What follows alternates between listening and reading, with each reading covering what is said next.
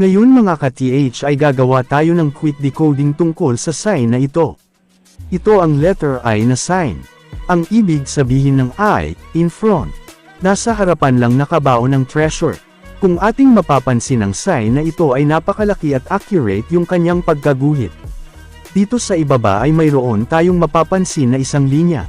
Ito yung magsisilbing sukat galing sa sign na ito patungo doon sa pinagbaunan ng treasure.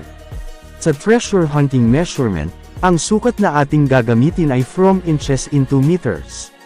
Halimbawa, kung ang sukat ay 12 inches, ito ay magiging 12 meters. So 12 meters galing dito sa sign na ito, patungo doon sa unahan ng pinagbaunan ng treasure. At pagdating doon sa unahan ay hanapin natin ang supporting sign ng treasure.